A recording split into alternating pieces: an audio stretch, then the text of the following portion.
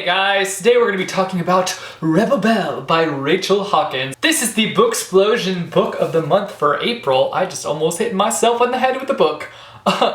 Anyways, this is the Booksplosion book of the month for April, and I thoroughly enjoyed this book. This has probably been the best Booksplosion book that we have chosen so far, and I'm so excited about it, and I want everybody to read it because it is just amazing. If you don't know what Rebel Belle is about, it is very hard to explain, but bear with me, I'm gonna try to explain it. So basically, we have this girl named Harper, and she is a Southern Belle. She is class president, she is getting ready to be queen, homecoming queen at her prom, and she just basically has her stuff together. Like, she is just queen bee at her school, basically. Anyways, the night of her prom, she finds herself in a really weird situation with her janitor and her history teacher, and basically, the janitor isn't a janitor at all. He is a paladin, which is basically a protector. And the janitor has been stabbed, and he is basically about to die, so he decides to transfer his powers to Harper, so Harper becomes a paladin. So basically, Harper is put in this really complicated situation where she just got transferred powers into her, and she doesn't know what she's even supposed to be doing. She has to figure out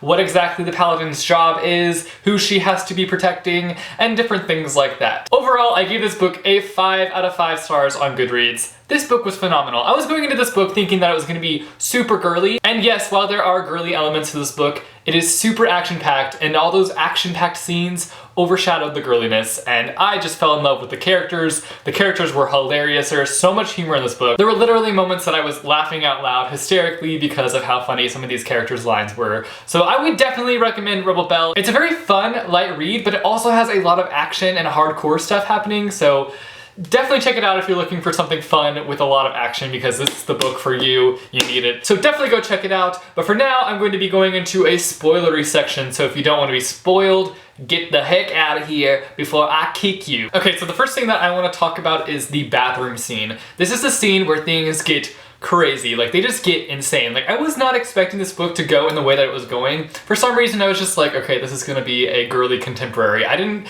even think in my brain that this was going to be like an action-packed book, but it was action-packed and it was awesome. So we have this bathroom scene, we have this janitor coming into the bathroom bleeding. I was just really confused at this point. I was like, why is he bleeding? What the heck is on the other side of the door? Why did he just lock himself and Harper in the bathroom? That's a little bit weird, just a little bit weird. And then he kisses her. Why is the janitor kissing Harper? What is going on with this book? I was so confused. And then I realized that, you know, the janitor is passing on his powers through a kiss. It's just a weird way of passing on your powers. Couldn't there have been a different way for him to pass on his powers? I mean, I guess it added a humor aspect to the story. Still, it's just a little bit weird. I feel like Harper didn't react at all to the fact that her janitor just sent powers into her and it just kind of died. She was just like, oh, there's a dead body.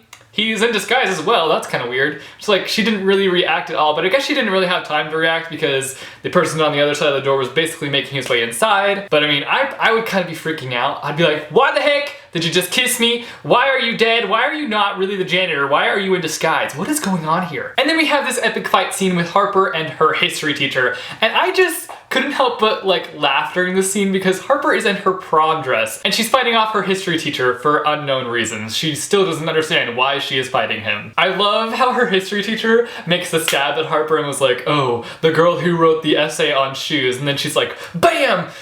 And then she brings him down with her prom shoe. What even? I loved the line on page 31 where she's like, reality had just set in, but when it did, it was bad. I had just killed a teacher with my shoe. I love when she gets home from prom and she's like, I need to go figure out my powers. She just goes to the backyard and does a handstand on the fence while she's in her freaking prom dress. Okay, Harper, what the heck are you doing? And then she just does a front flip into her pool in her $1,000 prom dress. What are you thinking? I love the part where she is just looking into different superheroes and kind of looking at their backstories, and she's like, all these superheroes have all these epic origin stories. What's mine? I kissed a janitor in the bathroom.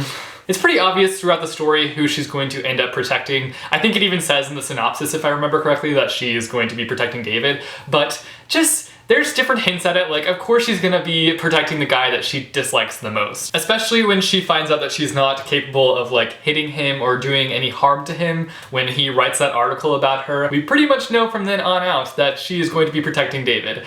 I Absolutely love the scene where she walks up to Brandon, she's like, can I try something? Just smacks him, and then in the middle of the class, she just chucks a pin at somebody. Harper, what are you doing? I absolutely loved the car chase scene. I don't know why, but it just stuck out to me in my mind as being such an epic car chase. And I didn't really understand what was going on though with the fact that the car was disappearing. I was so confused by that until we meet Blythe or Blythe, whatever you'd like to call her. I was shocked to find out that Sailor was Professor X. I did not see that coming at all for some reason. Looking back on the book, I can kind of see little hints of maybe why she would be Professor X, but when it hit me, I was like, what? Why didn't I think about that? I'm just dumb sometimes, obviously. I feel so bad for David though, because like the truth just kind of comes out right then and there that Sailor's not his aunt. He's been lied to like his whole life. Oh, okay, you're not my aunt, so you just expect me to trust you and be okay with this? No! The scene where David and Harper are going to the college campus and they're just like, oh yeah, everything's gonna be cool, everything's gonna be fine. No, it's not. It's not gonna be okay. And then we're introduced to Blythe, or Blythe, whatever you like to call her. We're introduced to her, and we realize what's going down. And we learn right then and there that Blythe can poof in and out of places.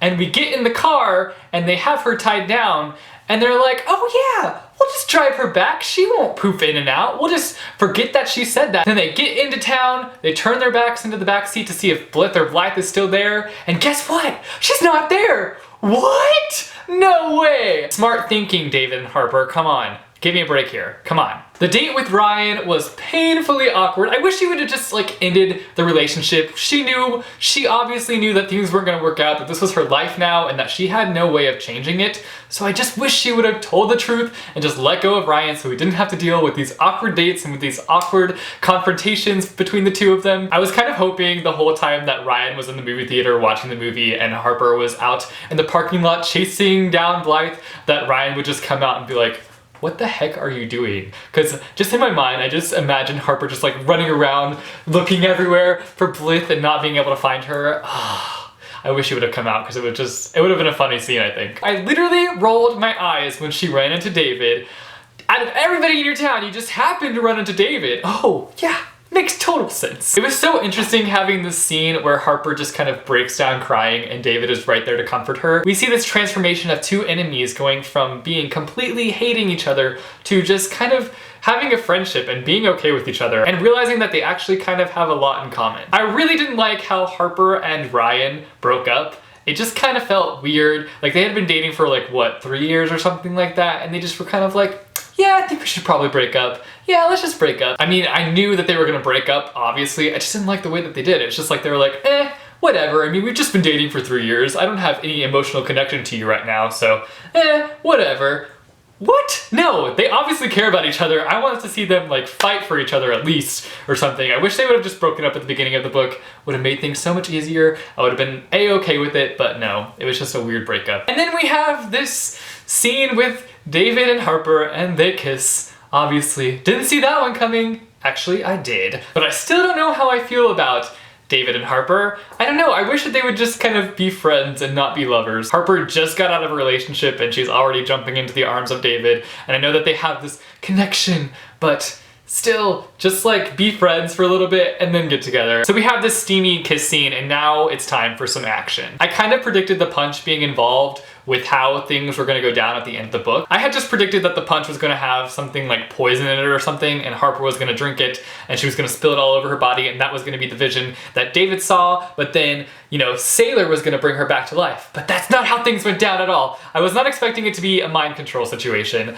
but that just made the book even more epic and even more emotional in a sense. I didn't get emotional at all, but emotional for Harper because she's seeing all these people that she cares about going against her, and she has to fight back. She has to punch them and push them down and get them out of her way. And like I said, I didn't get emotional, but I felt bad for Harper because she's having to like push down her aunts who she loves and push down her friends' parents and different things like that. So it just was really interesting to see, and I felt really bad for Harper. I felt bad for Harper in general throughout this book. She has no choice. This janitor guy passes on his paladin powers to her and she has no other choice but to accept it. She has no way of getting out of it, basically. I was honestly shocked when we go to the kitchen and we see that Sailor has died, and then we see Ryan Brian sitting next to her, and we know what's coming. We know what's coming. I actually like dropped my book when that happened, and I voxed Ariel Bissett. I was like, what is going on? Is Brian a mage now? What?